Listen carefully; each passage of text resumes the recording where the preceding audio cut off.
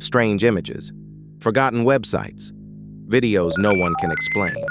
Hidden among billions of pages are puzzles, signals, strange fragments of information, sometimes even entire alternate realities. Some are harmless, some are disturbing, and some may not have been meant to be found at all. 2012. A simple image appeared on an obscure internet forum. It contained nothing but a block of text and a message. We are looking for highly intelligent individuals. The message was signed Cicada 3301. At first it looked like another online puzzle, but it quickly became something else. Hidden messages began appearing inside images. And then something strange happened. Physical posters appeared in the real world.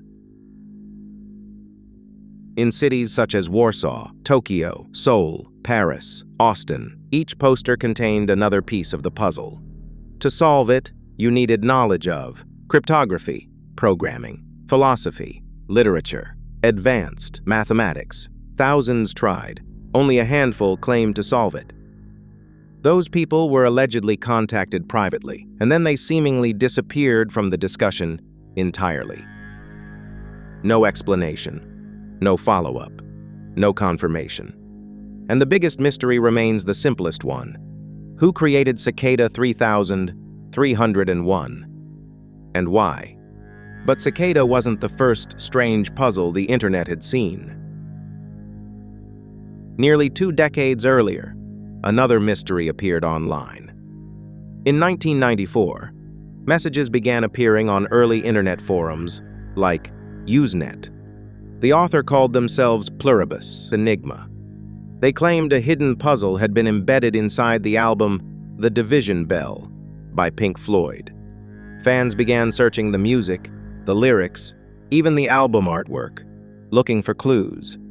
Some believed the messages were part of an elaborate game. Others thought it was a publicity stunt, but no one ever proved who Pluribus was, and the puzzle was never definitively solved. In 1994, hundreds of strange messages began appearing across early internet forums. Each carried the same subject line: Markovian parallax, denigrate. The posts looked almost like English, but they made no sense.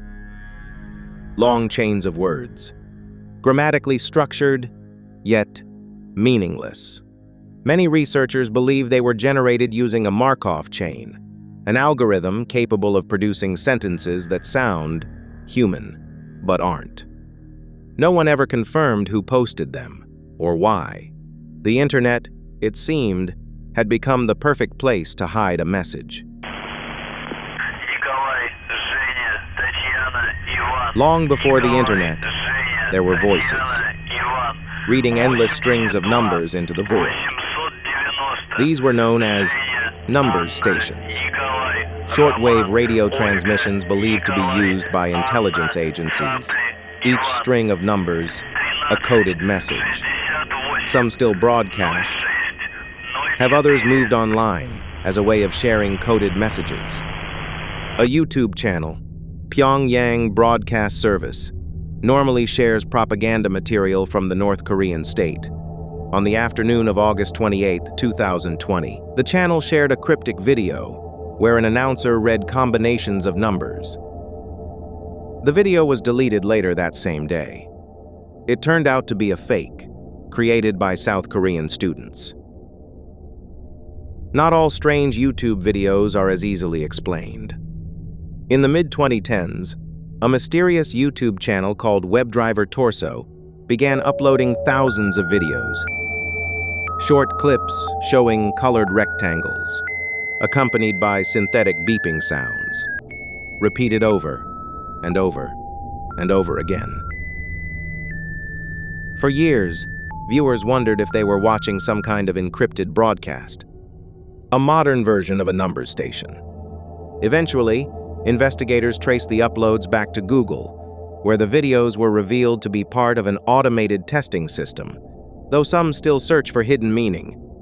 Another channel, Unfavorable Semicircle, began uploading eerie fragments of distorted audio, cryptic text, disturbing imagery.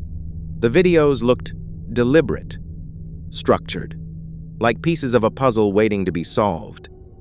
But no one has ever confirmed what the messages mean, or if they mean anything at all. Today, the internet is full of signals like these. Some are puzzles or experimental art projects, and some may simply be noise. But people keep watching, trying to decode something that may not even have a message. In 2008, a strange website appeared online. It contained a simple claim. Around the world, thousands of people were dreaming about the same man. The site displayed a crude sketch of a face, thick eyebrows, neutral expression, unremarkable in almost every way. Except for one thing. People insisted they had seen him in their dreams. The site claimed a psychiatrist had first drawn the face, after one of his patients described a recurring dream visitor. Soon, others began recognizing it. Visitors from cities across the world wrote in,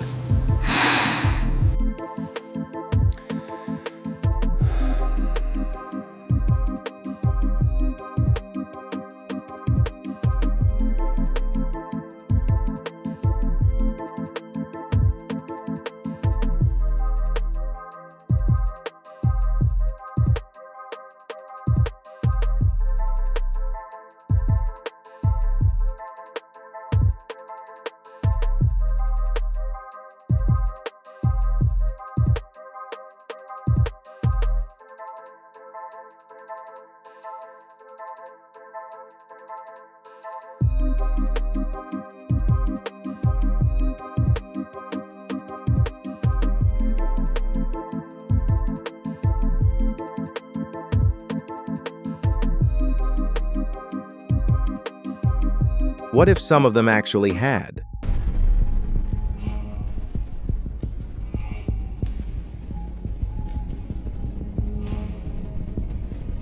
In 2019, a strange image appeared on the website, 4chan's X forum, a photograph of an interior space.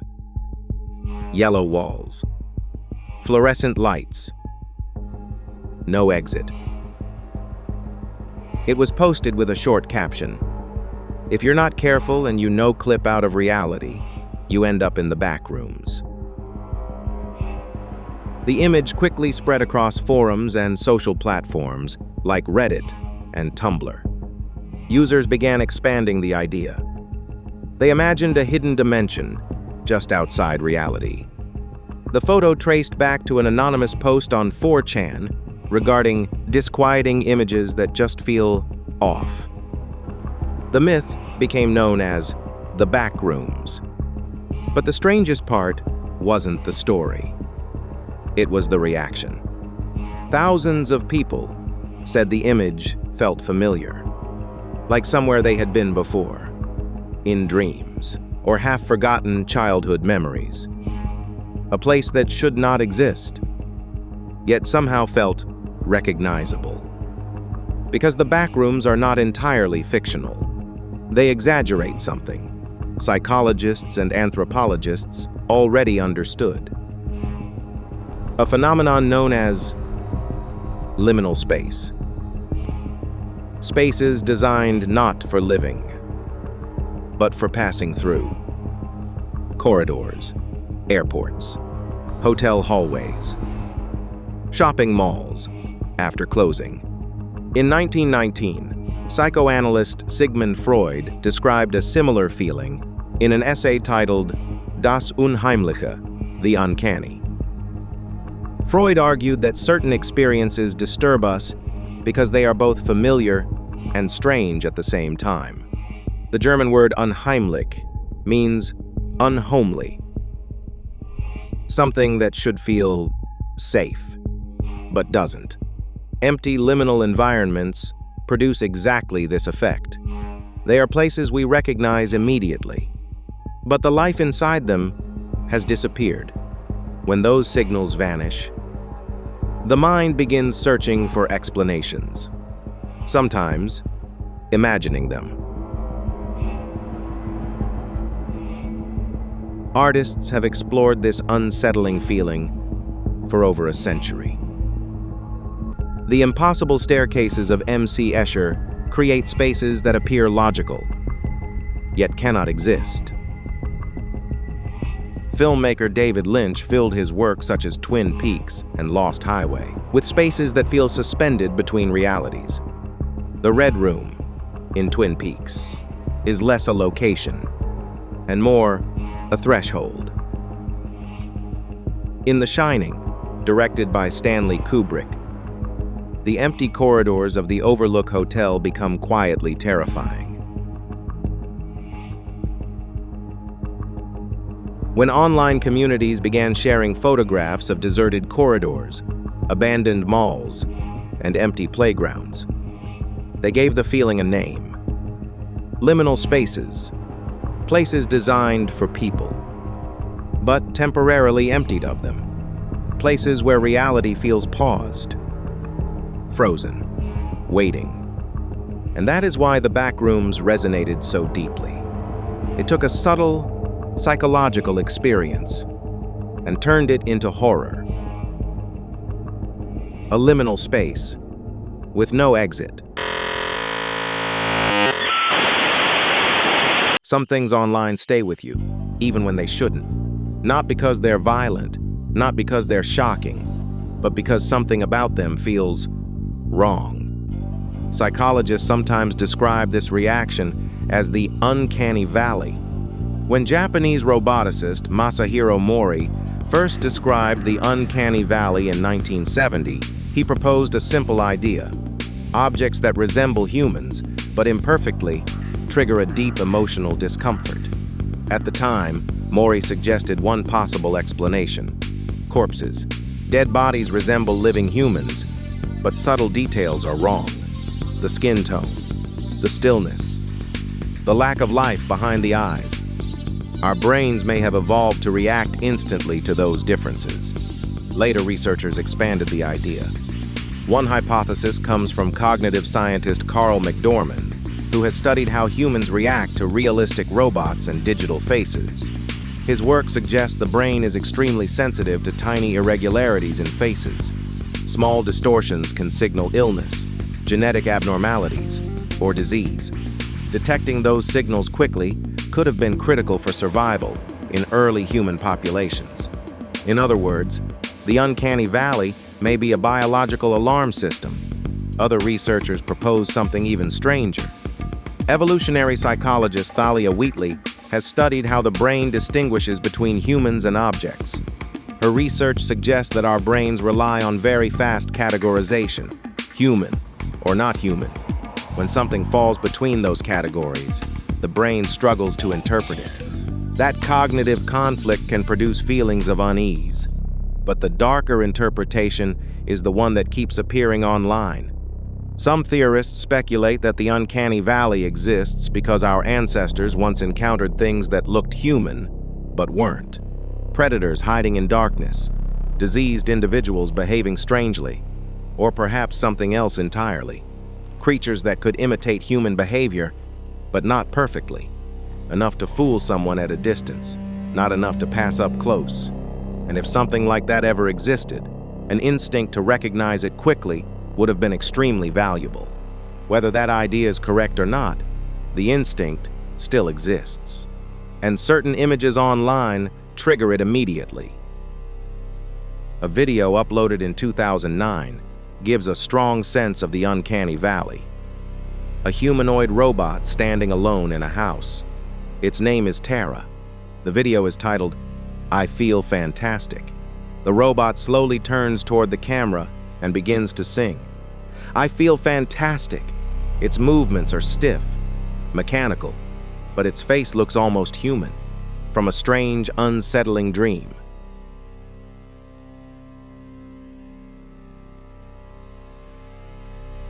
Other Uncanny Valley videos are the Blank Room Soup series. A man sits alone at a table, eating soup. He appears to be crying. Behind him, two strange costumed figures slowly approach.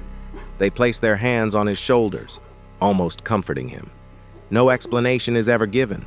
No one knows why he's crying or who the figures are. And that lack of explanation makes the video even more disturbing. Entire corners of the internet exist that seem designed to produce that exact feeling. Not quite stories, not quite puzzles, something in between. One of the strangest examples is a project known as 973-8namu 973. At first glance, it looks like a broken website. Pages are filled with strange symbols, fragments of text, numbers that repeat over and over. Every link leads somewhere deeper, another page, another message, another piece of the maze. There are thousands of pages in total. No explanation is ever provided. Some researchers believe it's an enormous piece of digital art. Others think it might be a puzzle, one that was never meant to be solved. And no one knows for certain who created it. Another internet mystery began very differently.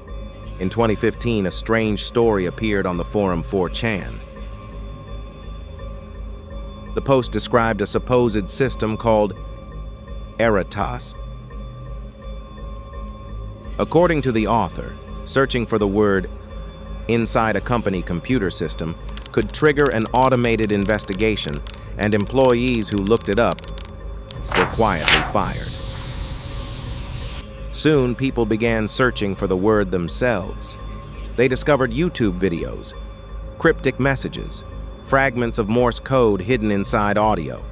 For months, investigators tried to piece together what it meant, but eventually the mystery unraveled. The entire story turned out to be part of an alternate reality game created as a promotional stunt by an experimental band. The clues were real, the puzzle was real, but the conspiracy behind it wasn't. And yet the feeling remained. Because the internet is filled with things that look like secrets, things that look like warnings, things that feel almost real, but never fully reveal what they are. Before social media, the internet looked very different. In the 1990s, most websites were not built by companies. They were built by individuals, students, hobbyists, fans. Many of these pages lived on a platform called GeoCities. The sites were chaotic, unpolished, and deeply human. People didn't post to algorithms. They built strange little worlds of their own. In 1997, a man named Gene Ray published a website that would become one of the strangest artifacts in internet history. The site was called TimeCube. At first glance, it looked like chaos, bright colors, endless capital letters, hundreds of paragraphs of tangled philosophy, but buried inside the text was a single, bizarre claim. According to Gene Ray, everything we know about time is wrong. Ray believed that each day does not contain one rotation of the Earth, but 4 simultaneous days, 4 corners of the planet, 4 separate time frames, 4 days occurring at once. He called this idea the time cube. Ray believed universities were suppressing the truth.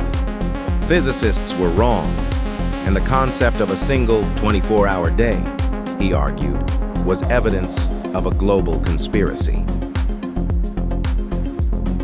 Timecube.com. This is a site that explains that there are 4 different simultaneous 24-hour days within a single rotation of Earth.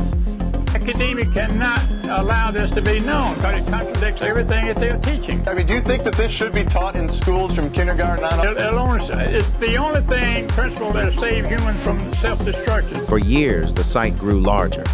Page after page of diagrams, accusations, warnings. Ray even issued a challenge. Anyone who could prove TimeCube wrong would receive $10,000. No one ever claimed the prize, but the website remained online. And as the internet evolved, TimeCube became something else.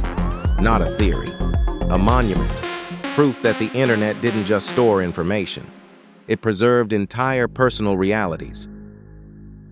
For most of its history, the internet was built by people. Today, something is changing. Large parts of the internet are no longer written by people at all. Automated news articles, content farms, endless pages generated by algorithms. What once seemed infinite has become constrained, controlled, and often a closed ecosystem. Some researchers have begun calling this shift dead internet theory. The idea suggests that a growing portion of the internet is now populated not by humans, but by bots. Posts written by machines, comments generated automatically, entire websites built to feed search engines rather than readers. Whether or not the theory is literally true, the feeling behind it is difficult to ignore. The internet is becoming stranger, not because of hidden conspiracies, but because fewer people are actually there. The early web was chaotic, but it was alive. Today, as algorithms fill more and more of the network, something else is appearing. A different kind of landscape, endless pages, endless content. And sometimes, almost no one behind them. The lights are still on. The pages are still updating, but more and more. It's starting to feel like nobody is home.